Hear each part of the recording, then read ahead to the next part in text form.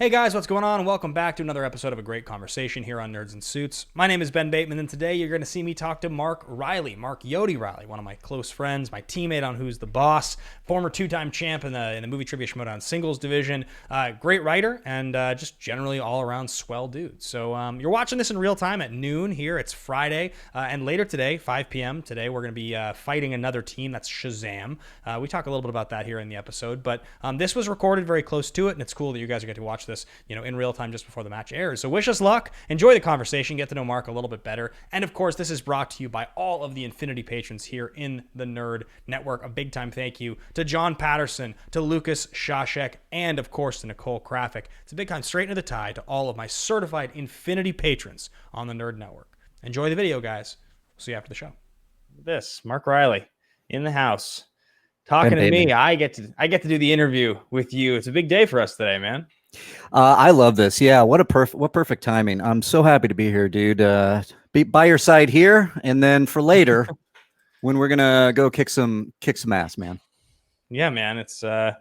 You and I have gotten very close over the last couple of years because of Schmoedown, but I haven't gotten to talk to you about your life. You, Mark Reilly, in this kind of capacity as much. I don't know if you find this because you do the Reilly Roundtable still, and you have your friends who you like see and you talk to at the studio back when we would go there, you work with, but like to actually just ask them like, so, when did you come out here? Why? What were you doing? What's the dream? Like, you don't get to ask those questions. I feel like in that kind of capacity.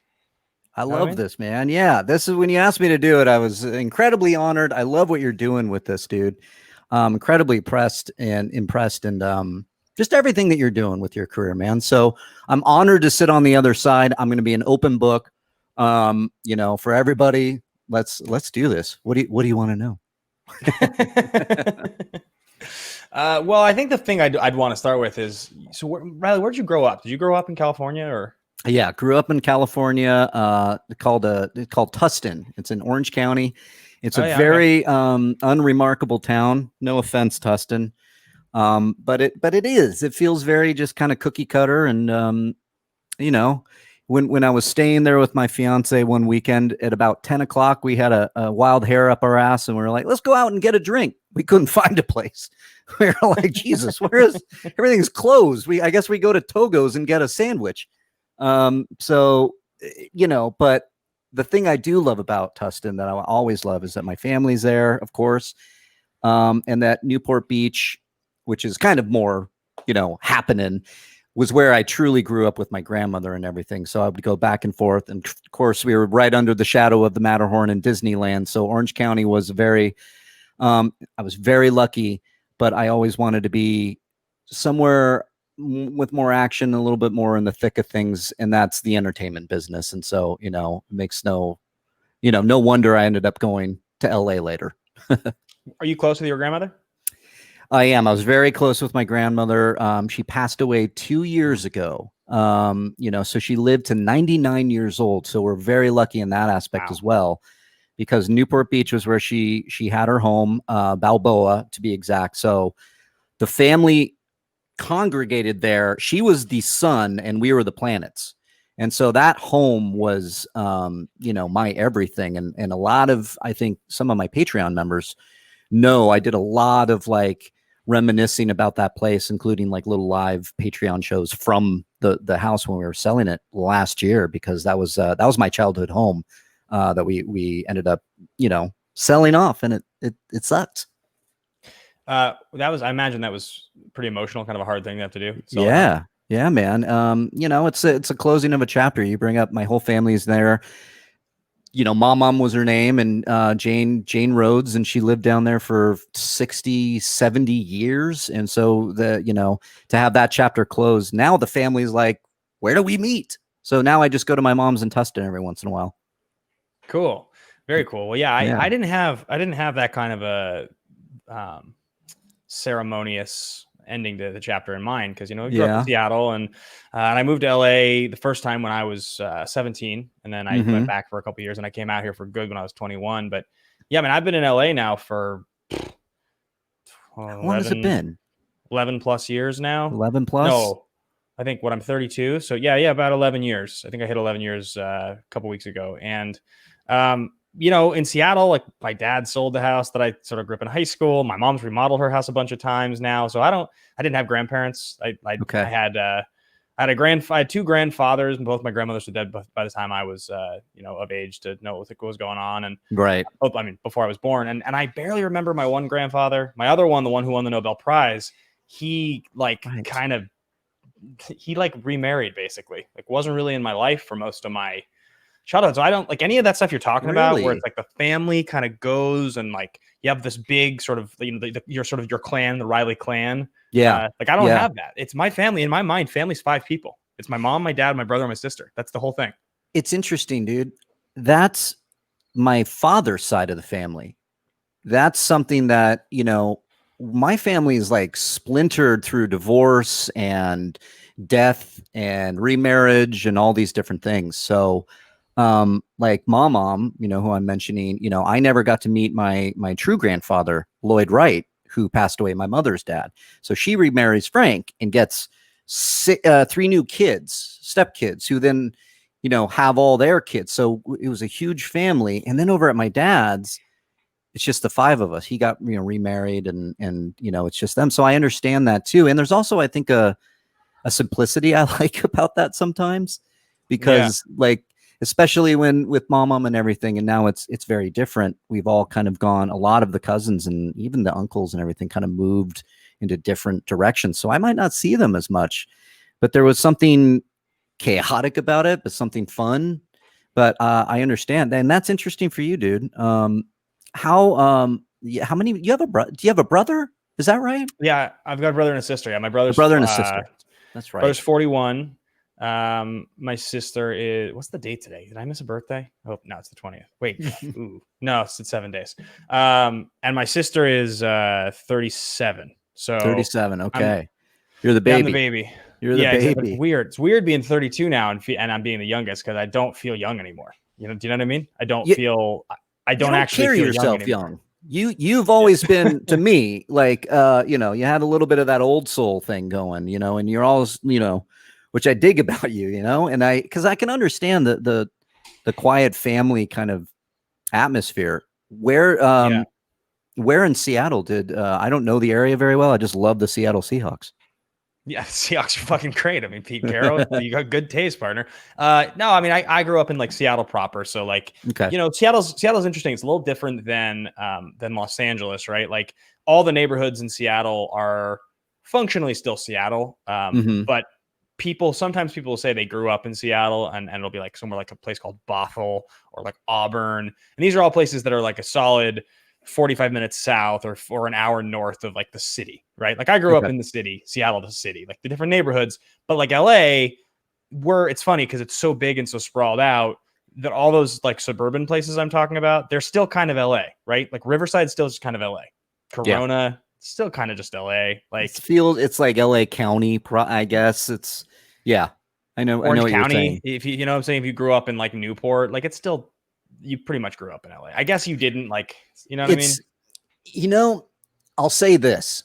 It's a very big change from Orange County to LA that I've noticed. It's only expanded, I think, in the years to now. This past week, I did go down to Orange County, and with COVID, it's a different place. It's a very, very different place that I prefer LA a little bit more, just in the happening kind of stuff. But ultimately I want to raise a family, and I wonder if Orange County might be the place to do it. Don't know yet. That's way down the line, but I feel the differences now.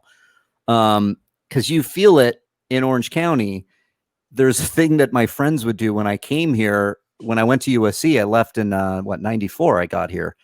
So I've been here a while. My friends would never come up. It was like Orange County might as well have been Egypt for them to come over here, because it was just, it felt like there was this like divide, like the 405 freeway might as well have been just, full of sharks or something. Nobody would come up here. Like, we don't want to go to LA. And I'm like, what do you mean? LA is really fun. Not everybody. And that's part of, I think, some of the reason I wanted to leave Orange County. I just felt like there was this, this idea that, the Matterhorn, there was this, they call it the Orange Curtain. We make fun of it. It's draped on the Matterhorn and it covers Orange County. And there's birds flying and they're singing songs and they land on your shoulder as you're getting dressed in the morning. And it's, this beautiful Orange County lifestyle that is wonderful. It's there. I find it, though, sometimes like, come on out to LA and let's have some fun. Yeah. It seems very safe, kind of Safe rich. Yeah. For the most part, right? Yeah. Like that's, pretty white, probably. Yeah. Very white. Yeah. That's the and it is, and that's where I grew up, and that's and it's thankfully it's expanding. It's becoming more diverse. I'm watching some of my high school friends run for office down there in Tustin. Yeah, Lee Fink. If I could give a plug, shameless plug, Lee Fink is running. Just saw that on Facebook. Yeah, hit it, and he's Fink. He is reusing what I remember him doing in middle school, and I find it beautiful because he does represent somebody that's, ushering in a new way of thinking in Orange County that I love. It recently did turn, not to make it political, but it did turn blue. That was very, very new for Orange County. And I think it represents a big change that's happening there, because there are now areas that Julie and me, my fiance, would like to go down to and get like Costa Mesa, and it's right on the Newport. Going around that area is some of the best times you'll have down there. Yeah, I love Costa Mesa. I used to drive out to Costa Mesa for Magic tournaments back in the day. Oh yeah, man. You know the area then.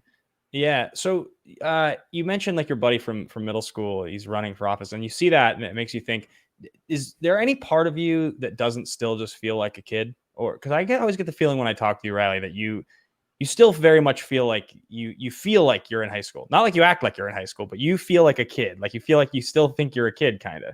Am I wrong about that? I love that. I think that's a big part of me. Yeah, I think it's a big part of like my inherent nature is that I want to have that joy. That's why, maybe I'll buy some action figures out of the blue. Maybe that's why I'll hang some cool posters, why I love movies so much. Yeah. But yeah, I love that you, yeah, that's cool, man. Cause I don't take any. When I met Julie, I remember one of the first things she asked me on this dating app was like, "What are you doing tonight on a Friday night?" And I said, "I'm watching the Muppet movie with my dog." I had no shame whatsoever, and that stuck out to her. She will mention that to me from time to time, and I've always wanted to be very, very open with my, hey, I love what I love. When it's Christmas and Halloween, I am like a kid. I'm like, we're going to decorate the fuck out of the place.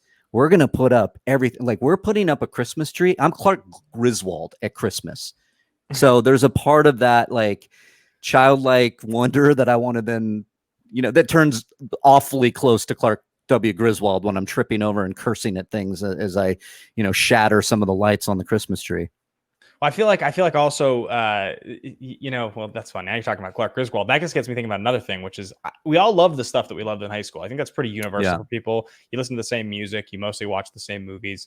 Sure. That period of time, that 80s period for you, I feel like that's your sweet spot. That's like the stuff that makes you feel the safest. Am I wrong about this? Like all those movies. You're right on. Right? You're right on the money. Yep.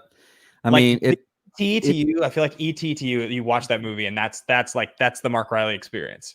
Yep. I think it started my 80s sweet spot started 1975 with Jaws, because it all clumps together for me, like the love of movies. But it's that time, so sure. But 75 Jaws, 78 Superman, 79 Alien, and then you get 80, and then you're off and running. Star Wars 77. How dare me forget that? How'd you forget that? Yeah. Yeah. So, but yeah, then there's that run of movies, The Goonies and E.T. You mentioned, Explorers, John Hughes, all of John Hughes. I mean, God, then you get the action, you get Arnold, Sly, all the Superman movies. Then, you're closing it out with Batman. It's like this insane decade that defined my love of movies. I'm still writing those movies right now. I'm trying to get those movies back, because the 80s too was also what I call the heyday of original IP. It arguably started with Star Wars. Just these movies that became blockbusters out of somebody's just like Spielberg, you know, E.T. coming up with it on the set of Raiders of the Lost Ark. Raiders being just an homage inspired by James Bond. Star Wars, a space opera based, in part on Flash Gordon and the serials. So I miss those movies because they meant so much to me because they were completely just original. And now, and I'm not saying I don't love my Marvels and my and everything based on a comic book and or a remake. Now I just wish those like Nolan's able to do that with his original, Nolan's just like, I want to make an original movie, and he can do it. Yeah, he's like one of the only ones. Do you remember a year, like the year that it stopped feeling magical for you? Like when you started seeing movies as something a little different? Thankfully, it traveled through the 90s, man. I was able to, like, I really feel like the 80s really fed into the 90s, where the 90s felt like almost like in addition to, it was like carrying on the tradition of great 80s, but started to go towards more commercial. You started to look at some more things like Jurassic Park comes out based on the novel, and then Spielberg doing Hook, let's say, based on Peter Pan, and then what else but then that's the heyday of some of the action original stuff, which I love. Get into the mid 90s there. Well, that's fun. It's always interesting with you and I having then, we've had conversations about movies, but we've also had this sort of primal relating to each other that happens in Schmoedown matches when you get asked a question in round 2 and it's like, or round 3, and you're having to do the thing where it's like, this is what I know. I think this. I was watching this. I've seen this. I know he did this. You're kind of almost having to admit, like, it's like those moments when you're having those conversations where maybe you would never say to somebody, who is another film lover, like, I've never seen the Goonies. Maybe you would never admit it. But sure. in that moment, when you get asked the question, like, I've never seen it. I have to make a guess here. You know what I mean? Like those moments, you're admitting things because it's so necessary. And that's how you relate about movies in the Schmoedown. Absolutely, man. It's like, you want to see those movies. You need to see those movies sometimes. God forbid if you get one of those questions that's such a deep cut and you haven't seen that movie. God, that's like a feeling. It's like drops out of your thing. Oh, yeah, I know that feeling. And Roca and Bibiani, come on! I know. Yelling at you. Oh yeah, that's right. That's what led to my infamous Sandlot. I couldn't pull it, and I heard the crowd. I heard the crowd. Well, they were name the film out of all of these character names: Sydney, Randy, Ghostface, got to finally Ghostface, and somebody goes, oh, because Roca wasn't pulling it, and everybody thought that I should be pulling it, which I should have, but it was one of those days. It was one of those things. I heard the reaction from the crowd, and I went, what? And Ghostface came out, and I went, and Sandlot had been rolling through the Schmoedown with these questions out of left, and I went, Sandlot. Oh man, one of those times, one of those times. So I mentioned just a second ago that we have a big day today. You guys are all watching this. This is airing at noon on Friday, and so Reilly and I, on the day you're watching this, are going to be playing against Shazam. It's a live pay-per-view match. It's exciting for us. It'll be hopefully not one of our last matches. Hopefully this is one of those matches on the way to the title, and that's what we do. And Who's the Boss becomes the longest tenured team in the history of the Schmoedown, because that's what will happen, right? If we win this and then we win the title, we go into next season. As Who's the Boss. I think Who's the Boss will be the longest tenured team ever. We'll have played the most matches. Dude, I can see that. There was a magic that was felt, that we've both felt, and this is no bullshit. That after that first match that we did together, there's a little bit of some hiccups and whatnot, but there was that thing that happened where the strategizing, the knowledge, the personalities, it was all that kind of that thing. And like, it felt like we couldn't lose, and we didn't until the Shire Wolves. Which was one of the greatest matches I've ever been a part of. And it's an L. So I don't know, man. It's like, if we can, I just know we are capable of doing that, and doing that at a higher level right now. And I think we got as good a chance as any, and I really feel really good against Shazam. I do. I do too, man. Well, so I got a question here from a patron, from Dr. Meggs, who you know well. Dr. Meggs. Yeah, one of the best ever. Call sign One of the Quinn over in best. the Action Army. And her question is, what is your favorite behind the scenes moment from any Who's the Boss match? Oh boy. Behind the scenes, huh?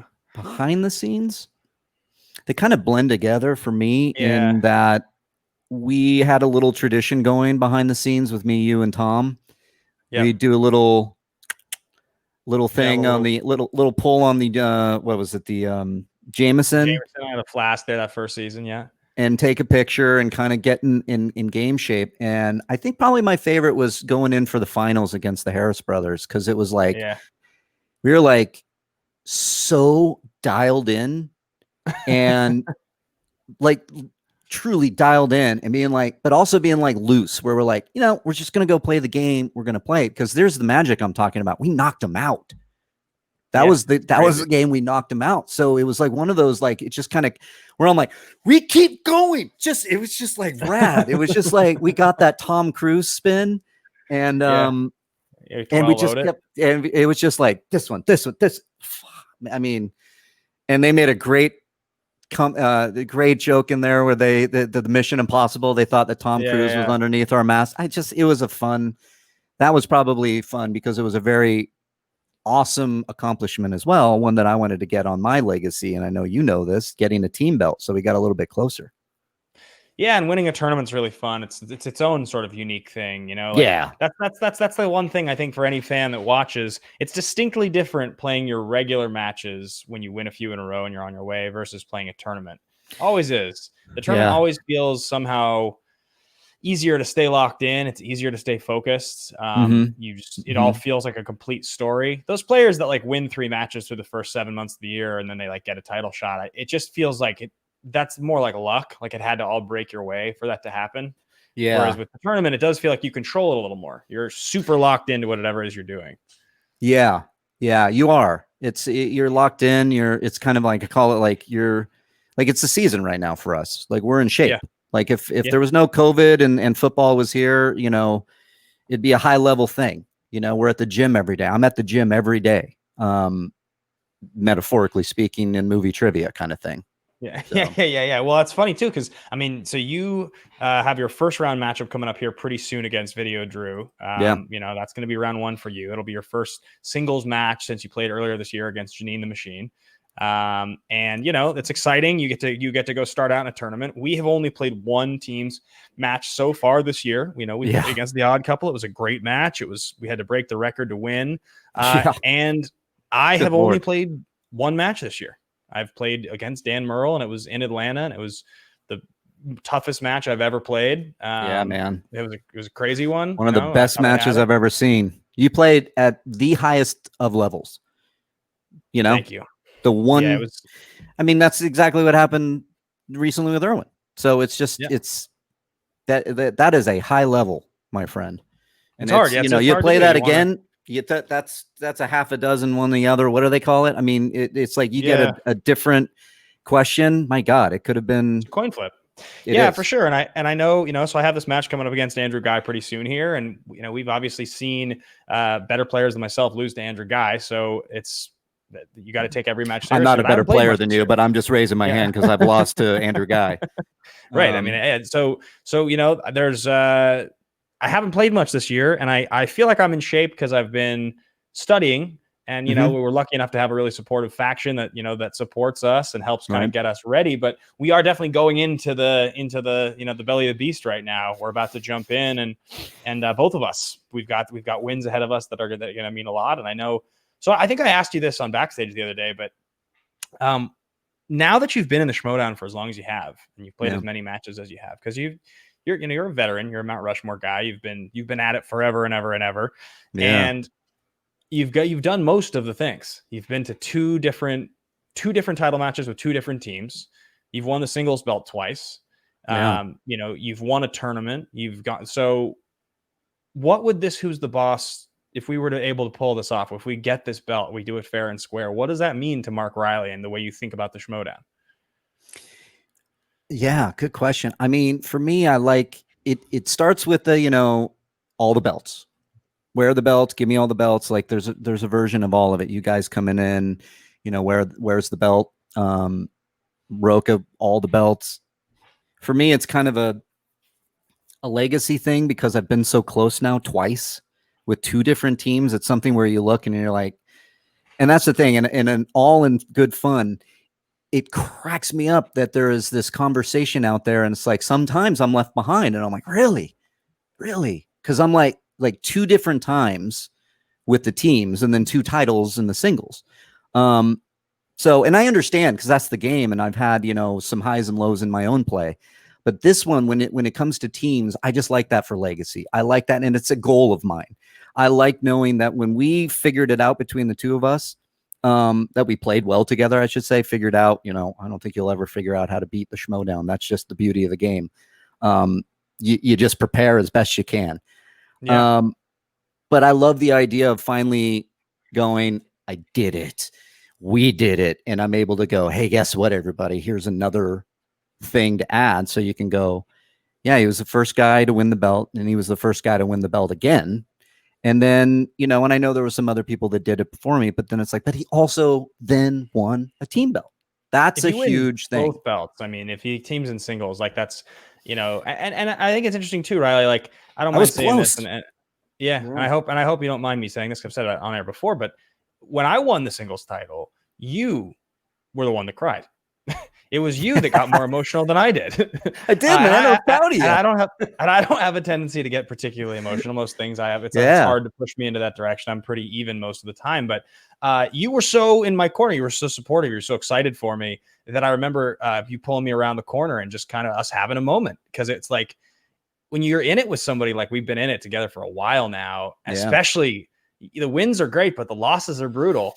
And you share those losses with someone, Andrew and I, it was very similar in Team Action. Like by the time Team Action broke up, it was just like, we had been on both sides. We had gotten the huge wins, puff out your chest. And when we had those devastating losses, and they're hard. So when you've done them both, and then one of the guys on the team gets there finally, or the team gets there, I should say, either one, anytime there's the win, a big win of the belt there, I think it deserves to be celebrated, Absolutely. And I was so proud of you because I know that was something that you put your mind on and you said, I'm going to go win that thing. And so it kind of transfers over to the team belts again. You've said the same thing to me. And I've said the same thing to you. So I think it's like one of those stories that I think we're going to pull off and we need some Schmoedown, God, because you said it. Here's the tournament, or here's our match. There is going to be a team tournament. Hopefully we can not have to play, I guess, if we have the belt. That's the plan. That would be the plan. But there's still, if we're talking, if you and I are doing what we do, strategizing, talking about future, what this is. All right, let's say we lose against Shazam. We got a tournament. Yeah. We would probably enter the tournament and we could see if there's some magic there, but who knows? Right now, you were thinking the same thing I am. I'm not even thinking about that. I'm thinking about tonight. Well, here's what's crazy. So tonight, you guys are going to go watch two matches. You're going to see us play against Shazam in the undercard, and you're going to say Corruption play against Founding Fathers in the main event. What if Corruption beats Founding Fathers and Shazam beats us? Who gets in the tournament? That's right. Who gets in the tournament from what do we have to do? A play-in match between Founding Fathers and who's the boss? I mean, come on. I don't know. I don't even know. I don't if both of us are available.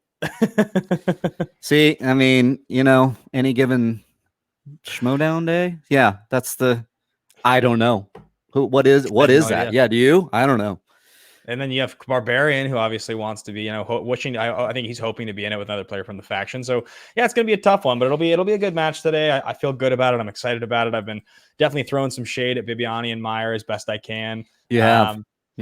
Just trying to stir the pot a little bit. Bibiani's been radio silent this last few days. He has, huh? Interesting. Yeah, I think he's that's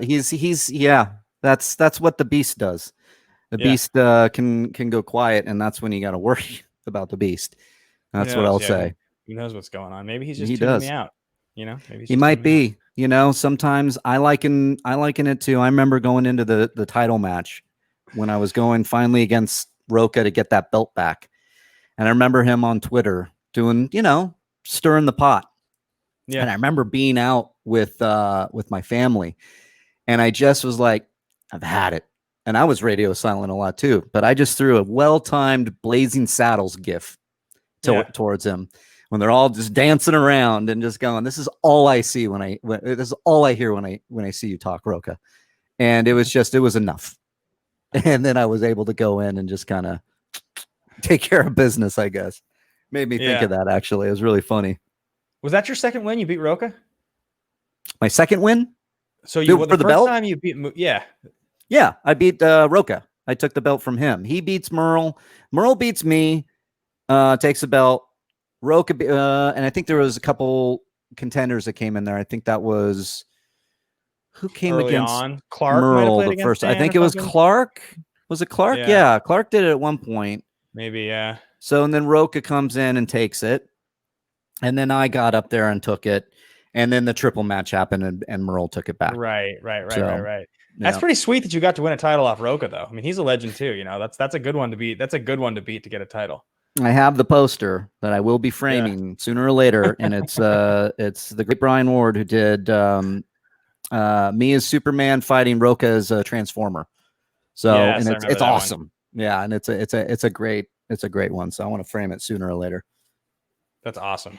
Yeah. We have a ton of questions here. This should make you feel popular, Reilly. I posted just a second ago for patrons, because what happens over here on the Nerds and Suits Patreon over on the Nerd Network is if you become a certified nerd, the Nerd Network, at the platinum level and above, you guys can submit questions for my guests. And I submitted literally when I hit record, I put it in the chat, and we have a dozen questions for you already. So wow, you guys are the best. It's the most questions we've ever gotten. So awesome. Another Schmoedown question here. I just saw pop up, and this one is from Kelly W asking, Mark, both Christian and you have confirmed that originally you declined to be Ben's partner during Anarchy. What changed your mind? What did change my mind? I thought about it. I think I put it away too fast, dude. I mean, it was like kind of floated, and I was like, nah, you guys were, Yeah, I mean, you know, diabolical. You were diabolical. I'm not going to go hitch my wagon to that nonsense. But then I really kind of thought about it, and I did. And this is no slight against Guy, because he then later on beat me, obviously. But I went, okay, Bateman's the stronger one. Just right off the bat, if I'm looking at a team and I'm just giving my own Schmoedown thought, I'm like, Bateman's like, there's something going on with Bateman that is interesting. So I started to kind of like secretly, like I watched a couple matches, and then I went, and I did kind of think to myself, I might fill in a lot of blanks and vice versa. So then I was just talking to Christian, as we do when we were working there at Collider, and we were just shooting the shit. And I'm like, yeah, I think actually, and he being Christian was like, oh yeah, getting all excited. And then, because it was just kind of seeing some of what the landscape was like. And I was like, yeah. So it was just a kind of a knee jerk thing that then I just came back around and went, yeah. Oh yeah. And it worked. I mean, we were right on the money, man. Well, yeah, it was funny because right when the time it happened, it was not like either of us really was in a particularly good position in our Schmoedown careers. If I recall, you had gotten knocked out by Guy. That was what had just happened. Yeah, was that around? Yeah, it was. So that's adding to the story, because I had just come out of retirement. Yeah, you got knocked out, and Wolves of Steel had broken up. You guys had done the previous year's tournament, and so they're going into Anarchy. I had gone on singles. I was super spotty. I lost to Roka.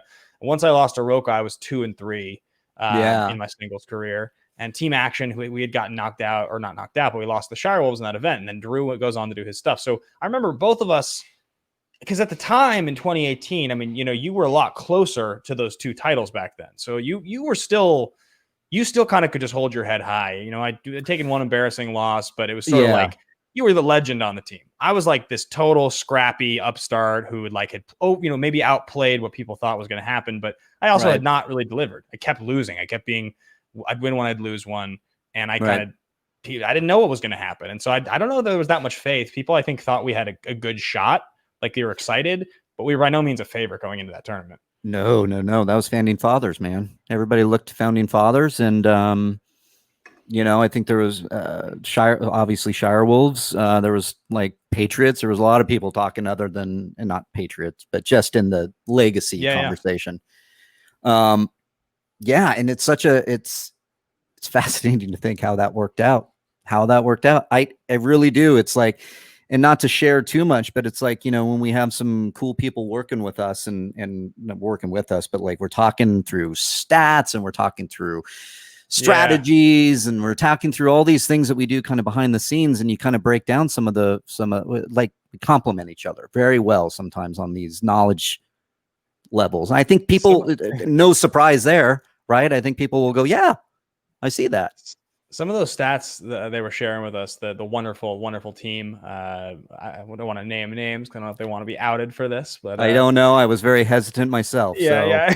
But they do an incredible job. It's an incredible stats team. And some of the stuff they were sharing with us was like, some of it was awesome. Some of it was like, wow. And some of it I was like, oh, yeah. That's why that feels so bad when I hear that in the Schmoedown, because that's the result, There are things, listen, I don't think anybody's fooled by this. There are people, even the heavy hitters. I think we're all heavy hitters. I like to believe that me and you and we're in there with the Merles and the Rokas and the Ethan Irwins now, and these big names, Bibbs and Kalinowski's. I'm just going off the list. No shade to anybody out there, and even I'll bring in my friends Sam and Rachel, who of course played the game and I see all the time, and Clark Wolf. We have there are blind spots, and there are like those kryptonite, the Achilles, and for everybody. I just don't have one. I guess. I mean, what? Huh? So yeah, when you're analyzing your game, you're like, oh, okay. You got to look at the hard stuff. Well, so the rest of these questions, to be honest with you, are mostly non-Schmoedown, which is cool. So people have a lot of interest in what you have to say about movies here. I'll start with call sign Party J over in the Action Army, who's certified diamond here in the Nerd Network. Salute, and a tie straight to you, Party J. I love it. He asks, how has Superman inspired your love for comics, and how has the character made a big impact in your life? I love that. Superman for me was I started with the movie. The 78 version was just, that's the year, we're talking Star Wars and Jaws and Superman, and then Empire Strikes Back and Raiders of the Lost Ark and all these like big iconic heroes that are on the silver screen. Superman stood out to me a lot because I loved the history in the comics. So loved the movie, started picking up the comics. And then over the years, the ideal that Superman is just good. He's just inherently good because of his parents. And thinking to myself, with that much power, this guy could, destroy us, but he doesn't. And there's something beautiful about that I try to add into my life about just trying to be a good person. I end most of my streams with just remember to be kind. I always just want to just be kind and look for a conversation and collaboration and compromise in everything I do. And Superman's a big part of that ideal. And I sometimes feel like I'm not no Superman. I sometimes feel that way, that I fail daily if I lose my temper for dumb things, or just being, getting a fight with my fiance or what have you. It's just, I like Superman because he just feels like he's good, and he has no right to be because he's not from here. And I think that's a beautiful thing. It's weird, Yeah, that's awesome. Yeah. Are you, I know you're a Man of Steel guy. Do you specifically like Costner as Pa Kent? I love Costner. Yeah. But I think John Glenn will always be my first Pa Kent because of because he's the broad stroke, and to send Clark on his way. And what I love about Costner is he's the gray. He's the warning. He's the in our world. So yeah, I don't know. I don't know who I like more now that I say it out loud. Love Costner. I don't think that he's like the best part of the movie by any means, but I do love Costner. And I think Costner in the trailer for that movie, for the second and third trailers to Man of Steel, I think him in those trailers is like the best thing that even came out of Man of Steel. Literally, those moments make me cry when I watch the trailer every time. Yeah, that scene when Clark asks if he's his son, and I know. I'm crying now. I mean, it gets me. And it's so fascinating to me, the whole Superman Man of Steel thing, and how divisive Man of Steel became because of my love for the original Superman. Man of Steel is just a really close second. It really is. I love that movie so much. I just do. And Yeah. it just, call it maybe a very biased love of Superman that, you put a guy in a suit and you tell a good story, you're going to get me. Cause that's our myth. That's our hanging around the campfire talking about, Zeus and Poseidon and whatnot. That's our version. So next up, we got Call Sign Quiz Show here, who's Infinity. He's an Infinity nerd in the Nerd Network and a 5-star general. Nice. Yeah, big time guy. Big salute there, Ty Strayed. And outside of Star Wars, guys, if I get any of your call signs or ranks wrong, just offhand here, I apologize. A lot to try to remember. But I love all of you. So Jeff Alterman here, outside of the Star. By the way, Jeff's a name you're going to see in the Schmoedown at some point. I guarantee. Quiz show. He's obviously in your. We just hung out in the Patreon. Oh yeah, man. Yeah, he's going to be in the Schmoedown someday. Outside of Star Wars or other well-known films, to those who follow you, what's a film or property that's inspired and influenced you over the years? I've been saying it for a while. That one of my favorite movies is Sideways. It's just movie. And it's one of those, and I'll tell you why it inspires me, because it came around during a dark time in my life during my divorce, where I leaned in on that movie, where I'm like, I'm Miles in every way. I'm drinking too much. Too much wine. I'm divorced. I'm upset. I'm a writer. I feel failed. I feel down, all these kind of things. And that movie helped me get back up, because I'm like, okay, I do not want to be Miles. I want to do something different now. I want to dust myself off.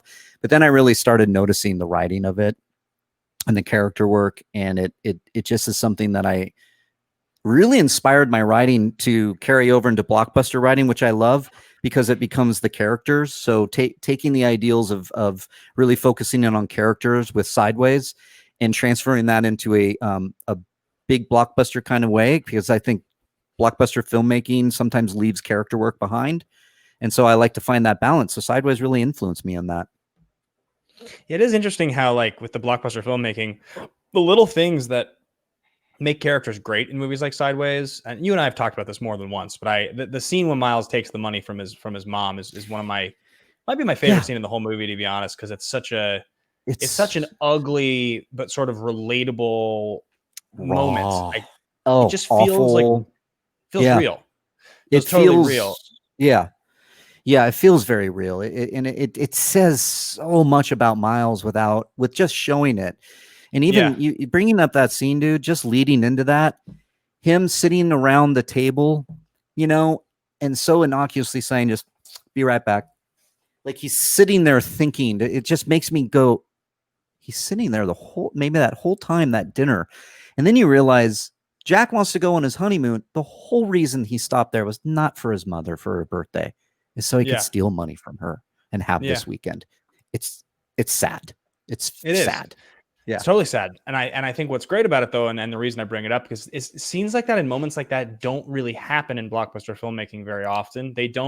For some reason, they don't take the time or the risk to do it. But it's like, it doesn't take much. It just makes your characters more interesting and a little more rich when you do that stuff. I don't know why. It's so hard for blockbusters to do that sort of thing. If I can go back to the 80s and go full circle, it's that I feel like they had more of a handle on characters with the original kind of blockbusters.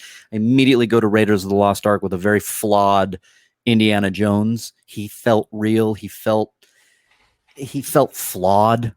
He does things that, one of the classic examples is just the sword guy, shoot him dead, and walks off. Yeah. And, there's something raw and real about that, that you see him as an archaeologist, adventurer and all these things. And then he gets in the plane and there's a snake there and he flips out.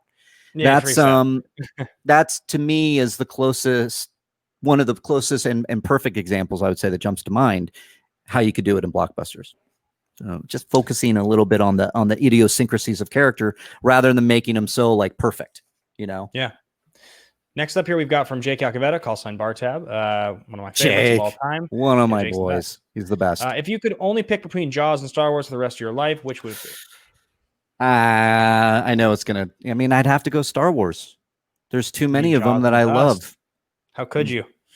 I know, but it's like it's for this one, it's quantity over quality, I suppose. Because I need those movies, because there's way too many of those movies, Star Wars, that I need in my life. So it's like, what? There's like the original trilogy, Revenge of the Sith, I freaking adore. Then I need Rogue One and Last Jedi in my life, and Force Awakens for that matter, and Rise of Skywalker. Yeah, see. So unfortunately, Jaws, because Jaws 2, 3, and 4 get the F out. I mean, they're fine. So bad. They're so. Sure I mean, Jaws 2, I have a fondness for. I'm sure we'll eventually get a pretty sweet remake of Jaws. I'm sure it'll happen relatively soon. Like that's mine. That's my idea, man. That's my script. Yeah, you want to remake it. Well, that's there's a lot of patrons or on your page as well that know I'm working on this Jaws script. That's a satire on Hollywood trying to remake Jaws, and everything goes wrong. And it's kind of parallels the original, but also makes fun of Hollywood blockbuster filmmaking right now. And there's no surprise that in mid-production, the directors are fired, the producers are fired, and you have to bring in new directors. We've seen it all the time. And then, the idea that you just cast a very famous actor in every blockbuster movie, The Rock. I mean, nothing against The Rock, but sometimes it's just like, here's The Rock doing another movie that's very big budget. And I would like more, like when The Rock really, Pain and Gain was a great swing for him that I thought just missed the mark a little bit, but I just loved that it was something that was a little bit different. A little weirder. Yeah. Little weirder. Yeah. I like it when he does that. And I think he ultimately will. Maybe he wants to do my Jaws script. I think the problem with that is like I read a whole article about him when he kind of rebooted his career and he came back with all the post Fast 5 stuff, I think it was like around the time that he started to swing for the fences with when he did Hercules and I think a lot of that stuff that he tried doing in his sort of pre-Icon era, it's a lot of stuff like Pain and Gain that I think even if it was cool, he feels like it didn't work because it didn't make him a megastar until he started doing the megastar thing, which is kind of what he does now. He only makes movies where he is a megastar pretty much. Yeah. And I think his career will evolve too. And I believe sooner or later we'll get something from him that's really fascinating. Not that it isn't. I mean, it's like, he is doing what the 90s were doing with Schwarzenegger, and I love that. And we need that. And I love that it's him because he's also so good with his philanthropy and really making sure and elevating good voices. I can't wait for his Shazam, his Black Adam. Agreed. I actually feel like he can really do something weird. So really cool. We'll see. All right, we got only a few minutes left here, so we'll speed around some of these last ones here. Next up, we got Brandon Buckingham, call sign Cash. Big time salute to you, buddy. Also, obviously a nerd here in the Nerd Network. If you could reboot Superman, what would the story be, and who's the villain? Who plays Superman? Oh boy, I don't know who plays Superman yet. If we're gonna fire through this, I would reboot it. I would not do an origin. I would jump right into the middle of Superman. We know him. We don't need to do it again. I would have Lex Luthor be a very established, more higher up, more politician kind of guy, so that he's kind of like, I'm thinking like more of the Lex Luthor from the 90s comics that was able to instigate the death of Superman, that had that great run. So he's really truly Lex Luthor, but there's also, it'll set up the villain, and that'll be Brainiac for the next one. So using the technology, using Lex Luthor and his wily ways, and Superman being classic Superman. I would do it that way. What's that? Who plays? Yeah. I still want Henry Cavill, man. So I want him back. I want him back. Yeah. Fair. Jeremiah Morris here, call sign Jerry. What is your favorite Star Wars canon and non-canon book? Favorite canon would probably be Lost Stars or Bloodline. Lost Stars is the Romeo and Juliet in the Star Wars universe, an Empire cadet and a Rebel cadet get together. But Bloodline is really great because it sets up the events of Force Awakens, and you learn a lot about the Senate and Princess Leia, or General Leia, I should say, and the politics and what Luke and Ben are doing. So that's fascinating. And non-canon is the the Thrawn trilogy, the sequels to Return of the Jedi that Timothy Zahn did back in the 90s. That introduced like what Luke and Leia and Han were doing. That there was a clone, I believe, of Obi-Wan, and he meets Mara Jade, and the Emperor comes. I think the Emperor comes back, but Thrawn was there. Those are great books. But yeah, so that's non-canon stuff. Non-canon, yeah. All right. Let's next up. We've got call sign #Ladies Night. John Lestrina, Diamond General. Big time salute to you. What's up, buddy? If you could be anyone in Star Wars, who would you be? #Wolves of Steel. Wolves of Steel. Oh my God! If I could be anybody in Star Wars, I mean Luke Skywalker. He's my favorite character in all of pop culture. Luke Skywalker is my everything ever, and cemented with Last Jedi. Cemented. Yeah. It's a fascinating portrayal to revisit Luke Skywalker in the way they did in Last Jedi. I know it's the most divisive thing in the world. I absolutely adore it. I love it. Yeah, I love everything. I love everything about it. Yeah, a lot of people didn't love it. I loved it. Maddie Gunner here, call sign Kimura in the Action Army. Maddie asks, when writing, how do you find that balance between incorporating influences into the work and wearing them on your sleeve? It's something I've always wanted to get better at. Boy, that's good. I mean, I always say with everything, influences and even stereotypes, cliches, tropes that are used over and over again, like a horror movie. Oh my God, the cell phone won't work. Lean into those on your first draft. Because I think then when you're revising, when you come back, so inspirations, if you maybe have an inspirational nod to let's say Jaws, just for argument's sake, and it's too on the nose, maybe, when you're revisiting your work, and so I clump them all together, the cliches, the tropes, the obvious things, they'll stick out to you in your rewrites. So when they stick out to you, go, well, how can I do that better? And it always seems to work a little bit better for me to know that, to be okay with putting down a cliche, something that it's like, like if you're writing a villain and he goes, oh, I'll get you for this, just go with it, because you know that you're going to come up with something better later. Last question here is from Danny Joyce. Danny Joyce, who is a platinum patron in the Nerd Network. She's also a general in the Action Army. So big time salute to you, Danny. Tie straight, and she also, is one part of Chill Call to Action. She's still Chill to Action. She's great. Right. Have you done Chill? Have you gone on that show? Have I gone on Chill? Yeah, I have. Haven't I? Is that the debate? No, that's Schmoedown. Chill's like the one-on-one interview show. Yeah, I've gone to Chill Action. Yeah, of course I have. You guys are doing such awesome things over there. I know that somebody asked me for the Schmoedown. Haven't done it yet though. Yeah, I mean and they're doing it all themselves. That's not Action Industries. They run that whole thing themselves. I know. Yeah, they're so amazing. Yeah, they do a great job at it. So Danny's question here: if you could add anything, plot, characters, etc., to the movie version of Jaws from the book version of Jaws, what would you add or change? Ooh, I love that. I don't know if you know the book too well, dude, but it's awful. It's awful. It's just kind of more Brody. Okay. Brody's wife has an affair. Sorry, spoilers for the book, by the way. Brody's wife has an affair with Hooper, and that, the reason why they want to keep the beaches open is because the mayor has like a debt with the mafia. I might want to add that in.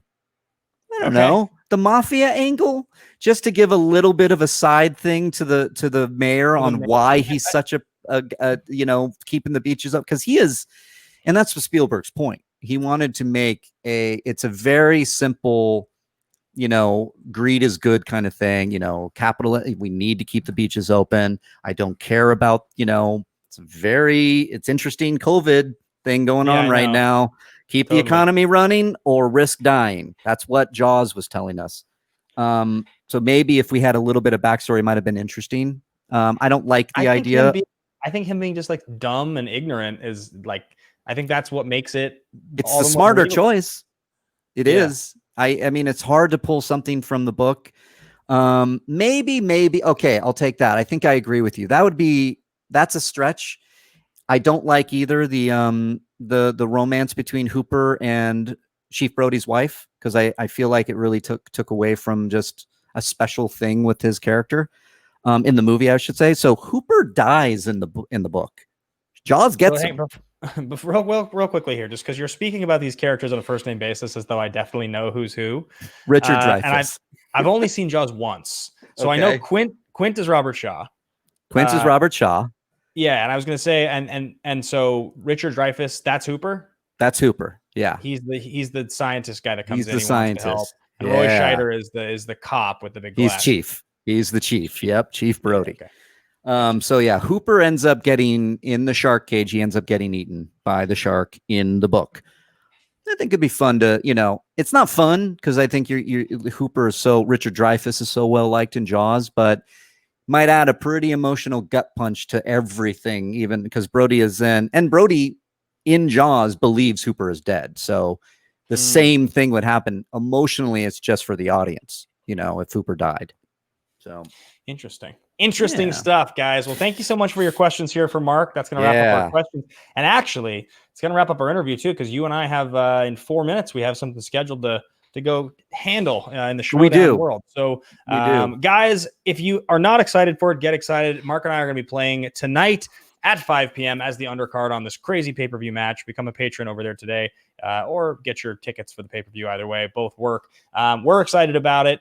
Go check out patreon.com/nerdsandsuits. Mark, where can the folks find you and talk about what you're doing and see what you're doing, all the fun stuff? Well, you can find me on Twitter at Reilly Around. That's where you'll get all those announcements. But I will point everybody to the Patreon page, patreon.com/Reilly Roundtable, doing some very special things there. Writer's Room, Development Exec, Schmoedown Hangs, Sundays with Reilly, and its own special show, backstage kind of access to all my other shows. So it's really fun. And I'm changing a lot. Not changing, but I'm really evolving it. And it's really exciting.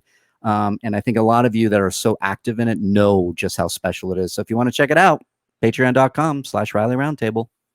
Yeah, you do a great job with it, man. I'm excited. I'm joining your writing program, so I'm excited to take my first class from you soon. Oh yeah, man. I can't wait. Yeah. That's going to be fun, dude. It's going to be good. Yeah, dude.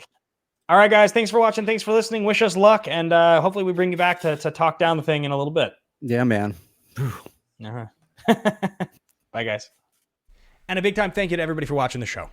Wish us luck today. I'm really looking forward to the match. 5 p.m. You can go check it out. We'll be fighting live in the Schmoedown. I hope you enjoyed talking to Mark and getting to know him a little better. Hopefully I can bring him back for part 2 after we win the team's title, because I have so many more things I want to ask Mark about his writing career and stuff that we didn't get to talk to as much because you guys had so many cool questions to ask. That's a perk to all of the patrons whose names you're going to see scrolling here in just a second. That's all at the certified platinum level or above on the Patreon. But a big time thank you to all the Double Diamond nerds in the Nerd Network. I got Brianne Chandler, Charlotte Gherkin, Doug Castle, Philip Gustafson, Jeff Alterman, Jake Iacovetta, Jeremiah Morris, Pardis, Jessa Dawson, Joseph Boros, and Thomas Goslin. Big time thanks to all you guys. A salute to all the Action Army members, and a big time tie straight to every single one of you. Thanks for watching the show, guys, and I'll see you next week.